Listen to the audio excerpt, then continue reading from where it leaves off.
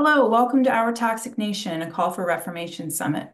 I'm your host, Rachel Roshek, and I'm excited to announce today's guest and topic today with Dr. Aimee Duffy. Welcome.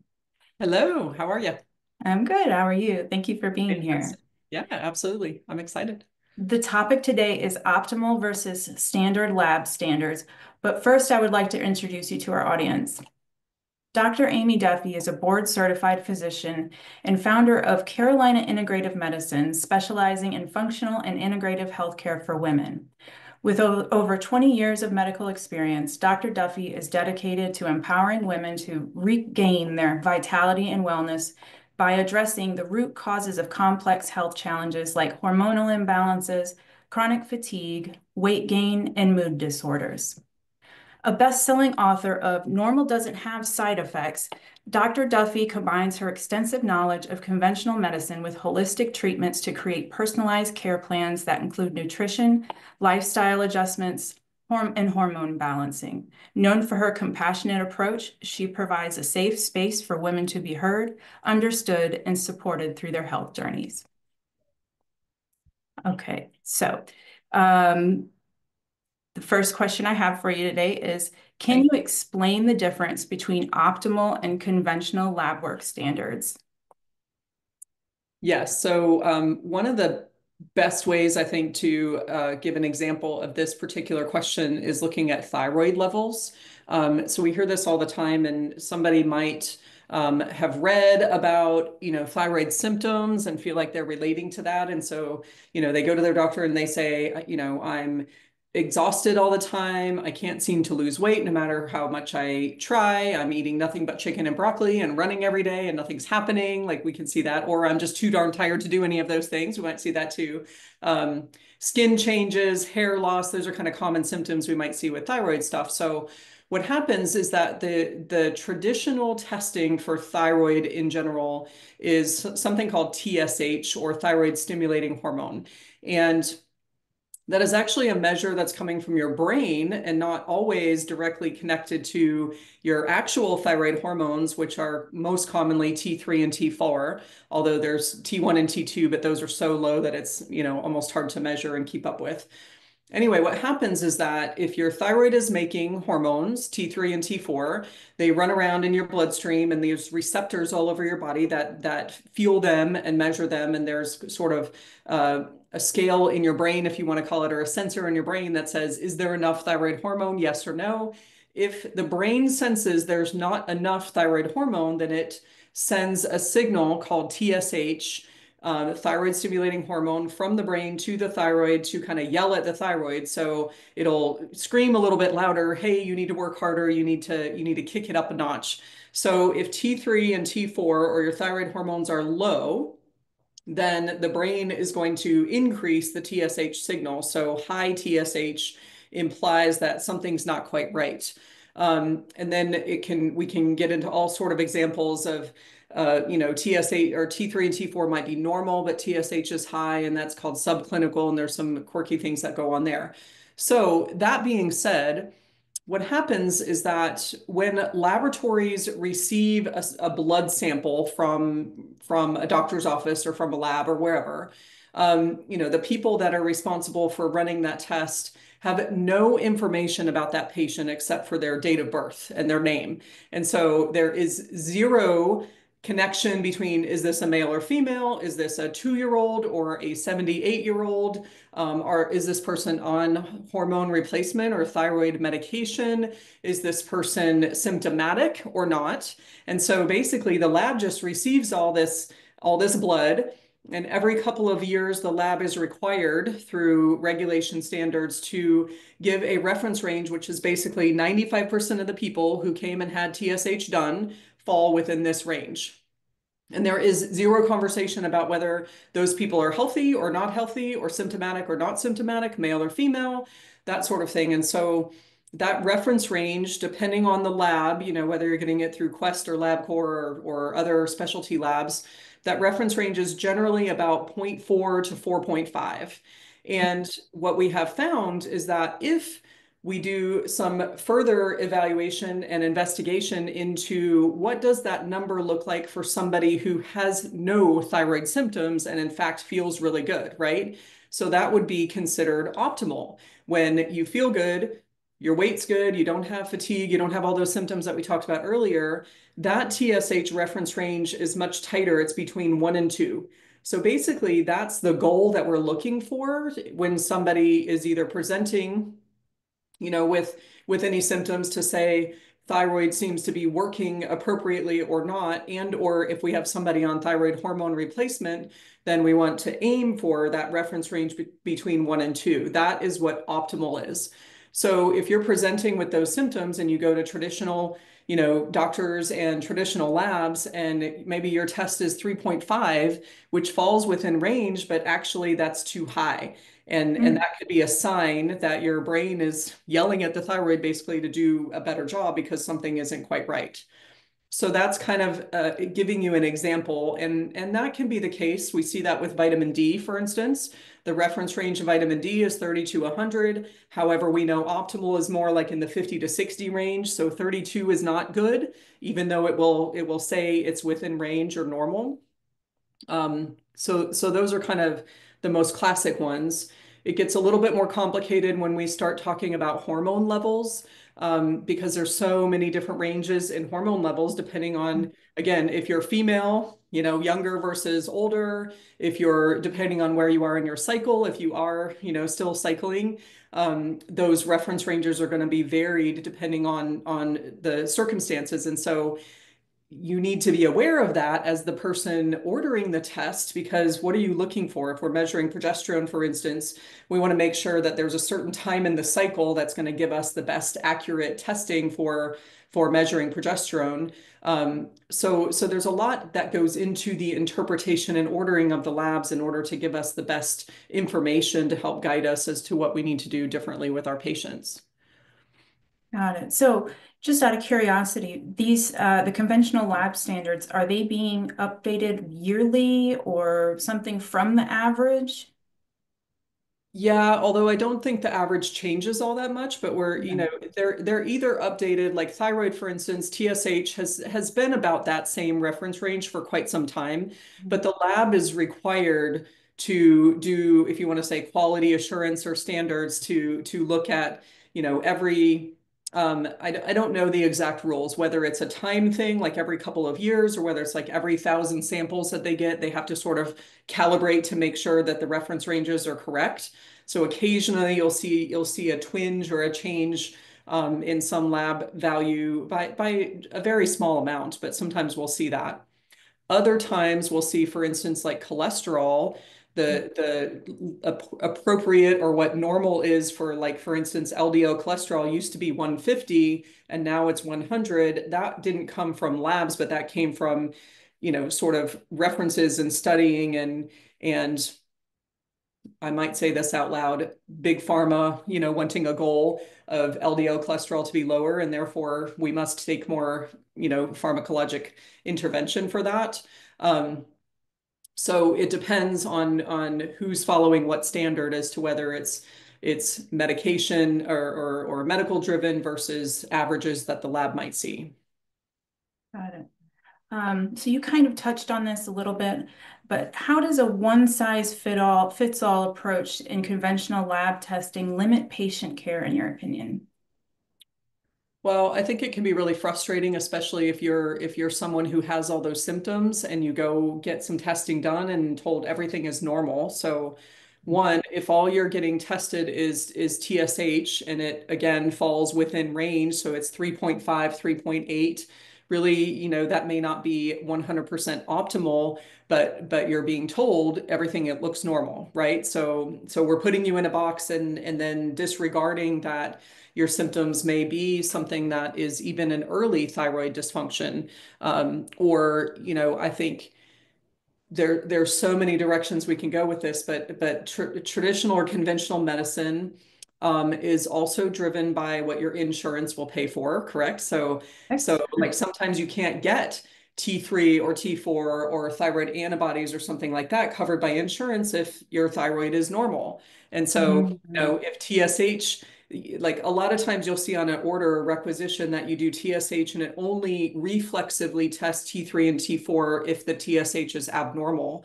So sometimes the lab just doesn't do it at all, or the insurance won't cover additional testing if everything appears to be normal. So that's one area. In addition, I think we talk about this all the time, like things may not be completely broken, but yet you may have some dysfunction in your ability to eliminate things. So if you've been exposed to a lot of toxins, your liver has been sort of tanked and stretched, but you're not going to see like broken liver. So you're not going to see like liver changes on lab tests and things like that. So you get sort of this traditional, kidney function, liver function, and like a CBC that doesn't show any anemia, or maybe it's like very mild anemia, but that's normal, and so the traditional lab testing that people are seeing like on their every year, I get lab tests done, those aren't really going to show us anything. Like, unless you really have significant liver disease or kidney disease or severe anemia or leukemia or something like that, those labs are almost always going to be normal. So they're not giving us any insight into, some symptoms of why do I feel tired? What else are we looking at? So I think that can be really frustrating if we're put into that box.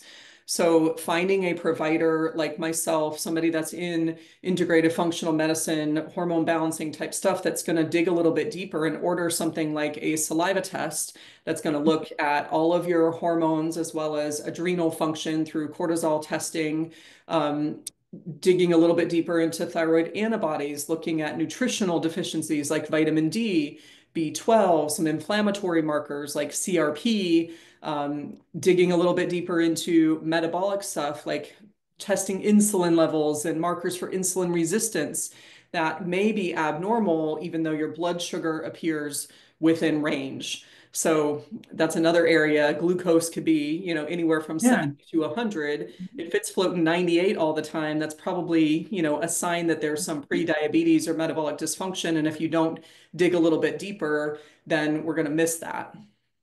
Oh, absolutely. And I know from just being a complex patient myself, I've lived through exactly what you're talking about, especially with the thyroid and also with the blood sugar. So Yeah. definitely feel that pain. How can practitioners transition from conventional to optimal lab testing in a clinical setting? What kind of hurdles might they face? Yeah. I think multiple hurdles that I can think of in my colleagues who have been in sort of traditional medicine, whether it's family practice or OBGYNs, you'll hear a lot of people that are converting in those areas. I think probably the two biggest hurdles is going to be time because they're just overwhelmed, so Yeah. just trying to get through your day and all the charting that's required, and then if you got family or other things that you're trying to deal with, like just even considering that there's more information out there can be exhausting. So I feel bad for them because it's just like I don't have room to put one more thing in my brain and going through that big thing. So what I find interesting is most practitioners that I meet that are in this field of functional or integrative medicine actually experience some sort of health dysfunction of their own that led them to finding things like you experience that then get them out of that traditional medicine. Or they have patients, like for me, I just found I was very frustrated in the OBGYN world of the hormone replacement controversy, if you want to call it. Is it good? Is it bad? What are we supposed to do with that? And I really didn't like the conversations that I was, having to face with my patients. And so I sought out some more information about hormones and found the world of bioidentical hormone replacement and adrenal and thyroid dysfunction. And that led to this, amazing space of integrative functional medicine. So one is just finding the time because they're just, if you've ever gone to traditional medicine, I mean, they're overbooked, they're overworked, it's not their fault that they don't know. Wow. It is the system that is keeping them there, that doesn't allow them to really be able to spend enough time with their patients to have conversations that can help. And if you're bought by a hospital system or owned by a hospital system, they only want you to do the labs that are available in the hospital system. And so even thinking about something like a saliva test or digging a little bit deeper is unavailable to you. in your, conventional setting. So the second part is insurance. And so, people live in this world where I have health insurance and I think it's supposed to keep me healthy. And really, it's sick insurance. It's there. It's really important if you need surgery or if you have, major illness or something, we want it to be there, emergency room visits, that kind of thing. But we're talking about sort of diving a little bit deeper, traditional insurance often is not going to cover these tests I've been talking about, like saliva testing and a deeper dive in some of those things. And traditional insurance is not often covering the amount of time that we want to spend to help you really understand what's going on. So, most doctors are seeing patients somewhere between 7 and 10 minutes. I think that's probably gotten even lower these days, where, in my practice, it's rarely under 45 minutes, usually 1 hour, 90-minute, even 2 hour consults for some of my patients, depending on their level of severity. So we have got to be able to spend more time to really dive into what's going on. And a big thing for me is educating my patients. So I want them to understand the why behind what we're testing and what it's doing for you. And so back to your question about, what's limiting practitioners is being comfortable with being able to say this is not something that your insurance is going to cover, and patients being able to understand in order for them to really be able to dive in. And it is the most frustrating thing, and I wish it wasn't the case, but it's the world we live in right now, is that we've got to go outside that box because insurance is just keeping us sick. Traditional medicine is just keeping us sick, and it's not really giving us opportunities to get out of that box. And I spend a lot of my time, whether it's on, summits, interviews, podcasts, TV, that sort of stuff, trying to get the word out to patients or the general public. But I also literally just got back from San Antonio, where I spoke at the American Academy for Anti-Aging Medicine, or A4M, and they had a BHRT symposium. So I spoke at that one. So I think there was like 400 new practitioners that were attending that particular conference this past weekend. So the word is getting out there. There are people that are finding, whatever you want to call it, functional, integrative, anti-aging, longevity medicine, BHRT, conferences left and right. There's a BHRT Academy that's super great, and I speak for them as well. So I'm out there not just as an advocate for, traditional public and patients, but also just trying to get the word out to practitioners that there is a different way to take care of yourself and to take care of your patients. And we don't have to live in that just sick stress, driven by big pharma, insurance, and the hospital systems telling us what to do. Yeah, this sounds like a lot of restrictions. It can be very frustrating. Yeah, I know from a patient perspective, it's incredibly frustrating, but hearing you speak from practitioner's perspective, I see that there's also challenges. Are there specific types of lab tests where optimal standards are more critical than others? For example, in areas like hormone testing, autoimmune diseases, or nutrition? Yeah. So, just like we talked a little bit about thyroid, and I mentioned, progesterone, for instance, like, Mhm. there isn't just a one size fits all. Obviously, for hormones, particularly for females, your hormones are going to be different depending on where you are in your cycle and then where you are in your life, whether you're, early on in life versus this perimenopausal where things are kind of changing a lot, and then postmenopausal. So it's really important that we need to understand where our patient is, Mhm. understand, especially if you are cycling, there's certain times in our cycle where we want to look at that. And then from a hormone perspective, particularly how we test hormones. So you can test hormones through blood testing, you can test hormones through saliva testing, urine testing. There's different test modalities. And everybody has sort of a different opinion. My preference is to do saliva testing for multiple reasons, but I think saliva testing gives us what the actual tissues are being exposed to. So it's a little bit different than just what's kind of running around in the venous blood, which is sort of what's left over after your hormones have gone to where they need to go. And also, I have seen there was a study that was done where they took two different women and they tested blood levels of their estradiol every 10 minutes, and it literally looked like an EKG machine. Like it's up and down all over the place, even within a 10-minute time frame, and all of that may have been within range. And so, Huh. when we're up and down, morning may be different than afternoon. So saliva testing, actually, the lab that I use, and most labs do this, where you collect 4 samples throughout the day. And so they're Mhm. actually kind of averaging that, if you want to use that term, but they pool the samples into one number. And so it's much more comprehensive of what's going on over the course of your day.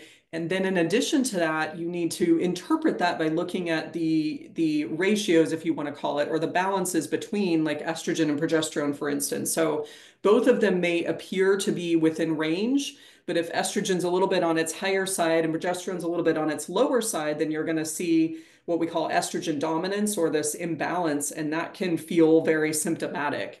And so interpretation of those labs, in addition to how you might test the labs, in addition to when you test the labs, all need to come into play. And so, again, that's not something you can just put into a box and every patient that comes in gets this Right. test at this time. Like it's got to be a conversation had as to where that person is. How can patients be educated or empowered to advocate for optimal lab standards? Um, I think something like this, that's why I said, podcasts are so big. I mean, we didn't even have podcasts. How long has it been? Like 10 Yeah, years it's not long. back, like that. I don't even know.